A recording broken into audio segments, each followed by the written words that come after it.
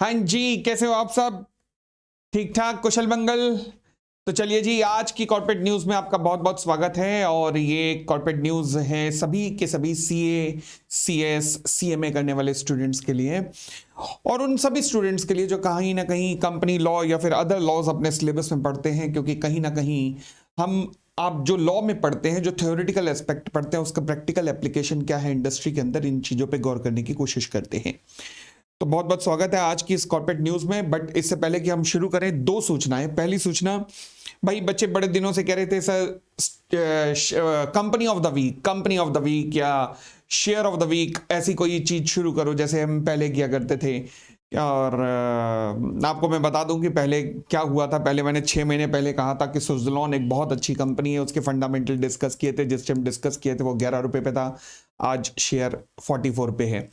जब मैंने जीएमआर के बारे में डिस्कशन किया था तो वो शेयर 40 रुपए पे था, आज वो कितना 80 के क्रॉस है।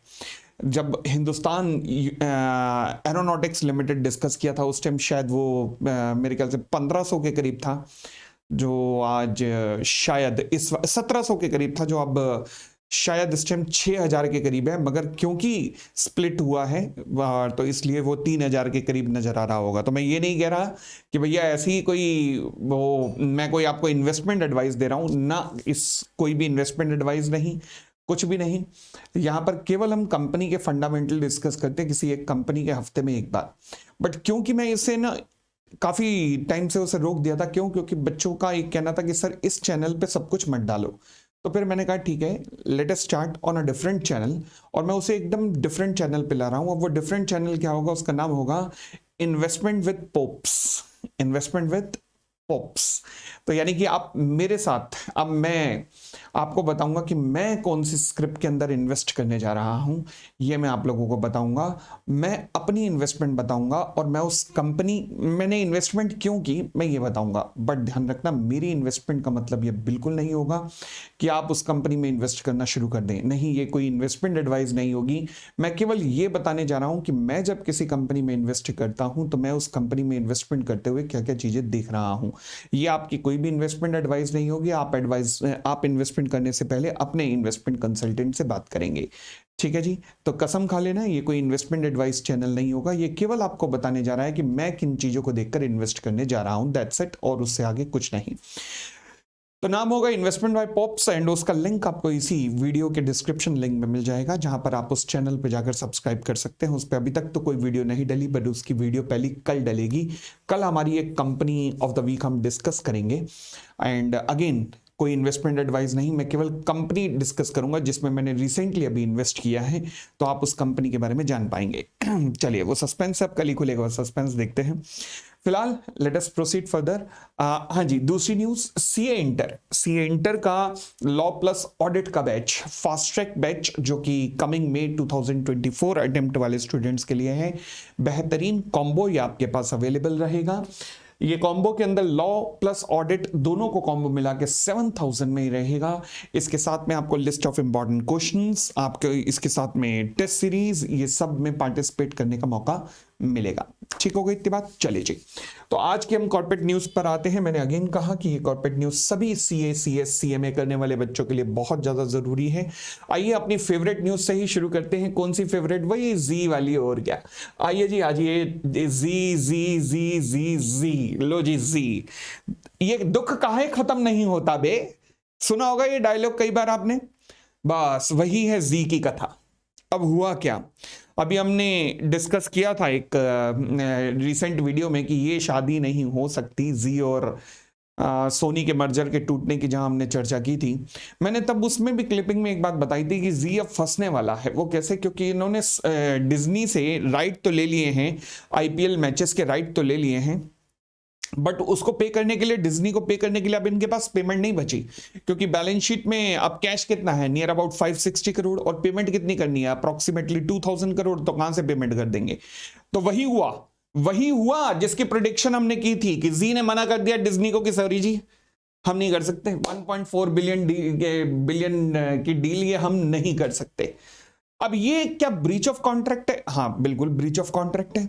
अच्छा ब्रीच ऑफ कॉन्ट्रैक्ट है तो फिर क्या डिज्नी को राइट टू क्लेम डैमेजेस मिलता है? हाँ राइट टू क्लेम डैमेजेस में मिलता है। तो अब मैं आपसे पूछना चाहता हूं, आप सब कानून पढ़ने वाले बच्चे हैं, तो बताइए कि डिज्नी को कहां जाना चाहिए? राइट टू क्लेम डैमेजेस में उसे कहां जाना चाहिए? आप इमीडिएटली आंसर अपने आप निकाल के देंगे। पता क्या सर, इंडियन कॉन्ट्रैक्ट एक्ट के अंदर breach of damages, ordinary damages, special damages, तो सर वो वाले डैमेजेस क्लेम कर लेने चाहिए।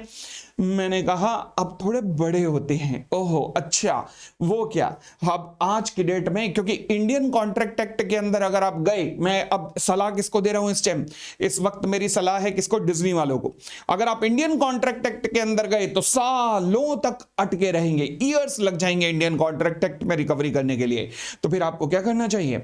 आपको क्या करना चाहिए? हमारा एक कोड है जिसे कहते हैं इंसॉल्वेंसी एंड बैंक्रप्सी कोड 2016, जिस कोड के अंदर डिफॉल्ट की डेफिनेशन दी गई है। डिफॉल्ट की डेफिनेशन में लिखा गया है कि अगर कोई ब्रीच ऑफ कॉन्ट्रैक्ट हुआ तो ब्रीच ऑफ कॉन्ट्रैक्ट भी डिफॉल्ट कहलाएगा, और अगर वो डिफॉल्ट 1 करोड़ रुपए से ऊपर है तो insolvency and bankruptcy code apply हो जाएगा।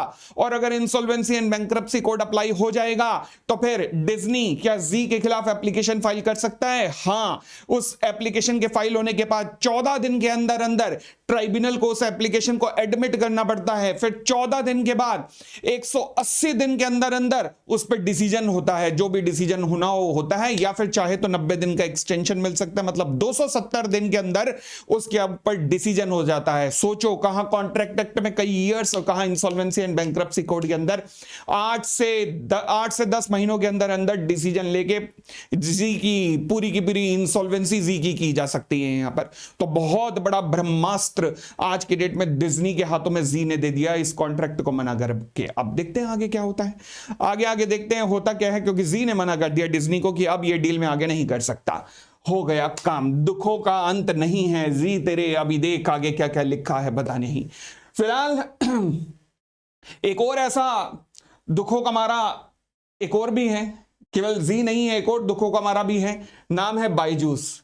ये भी यही कह रहा होगा, ये क्या दुख का है खत्म नहीं होता रे।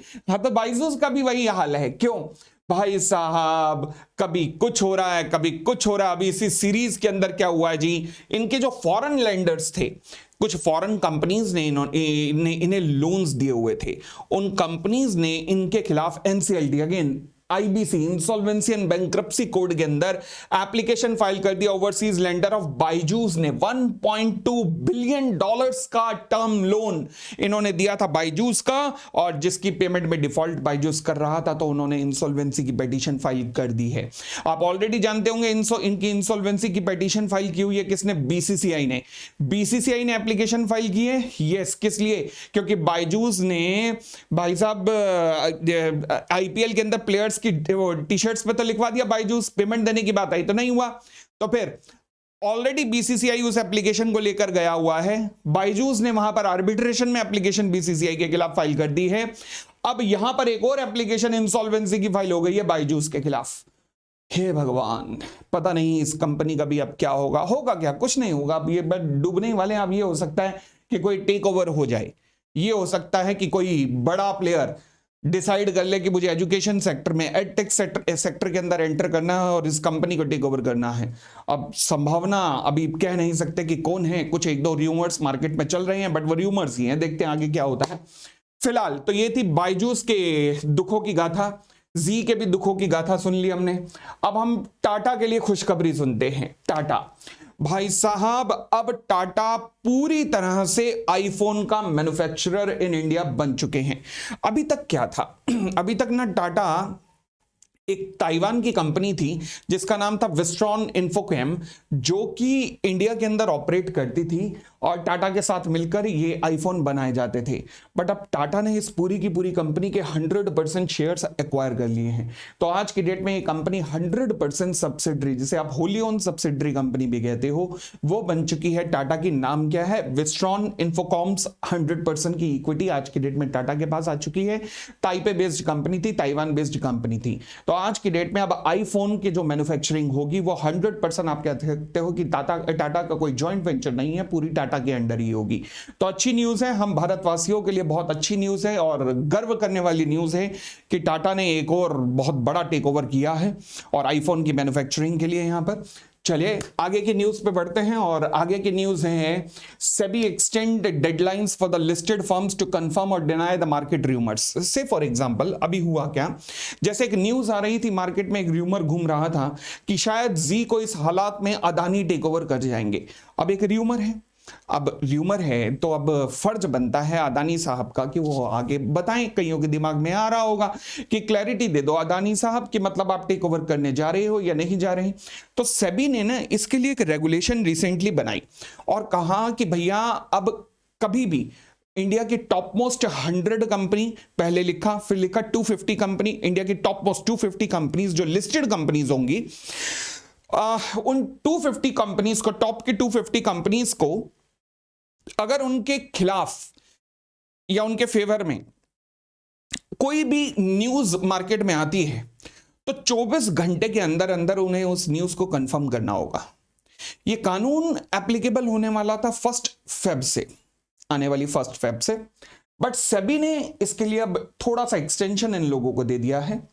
एक्सटेंशन दिया है, जो टॉप की 100 कंपनी थी अब उनके लिए यह कानून एप्लीकेबल हो जाएगा जून 1 से, यानी कि 1 जून के बाद इन कंपनियों के लिए कोई भी रूमर्स अगर मार्केट में आया तो 24 घंटे के अंदर उसे या तो कंफर्म करना पड़ेगा या डिक्लाइन करना पड़ेगा। ठीक है जी, अगली बात।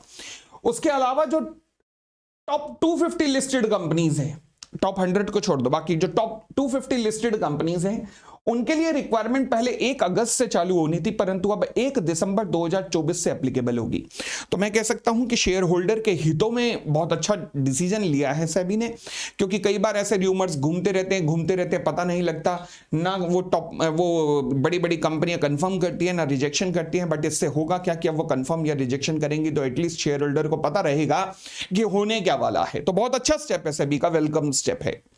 तो दोस्तों ये था हमारी आज की कॉर्पोरेट न्यूज एंड उम्मीद करता हूं आपको बहुत पसंद आई होगी। और अगेन, जो मेरे साथ इन्वेस्टमेंट विद पोप्स देखना चाहते हैं कि पोपली कहां इन्वेस्टमेंट कर रहा है, वो इस वीडियो के डिस्क्रिप्शन लिंक में क्लिक कर सकते हैं। और वो ये और अलग से यूट्यूब चैनल आप बच्चों की डिमांड पर मैंने बनाया है, जहां हर संडे में किसी एक कंपनी की चर्चा करूंगा। अगर मैंने उसमें इन्वेस्टमेंट किया होगा तो मैं केवल अपनी इन्वेस्टमेंट के बारे में बताऊंगा और मैं आपको इन्वेस्ट करने के लिए इनकरेज बिल्कुल नहीं करने वाला वहां पर।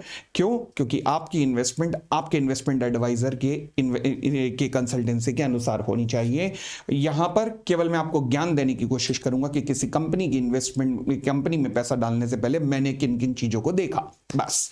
ठीक है जी, तो आप उस यूट्यूब चैनल को लाइक कर सकते हैं जिसका डिस्क्रिप्शन लिंक यही वीडियो के नीचे दिया गया है। Thank you, thanks a lot, bye bye.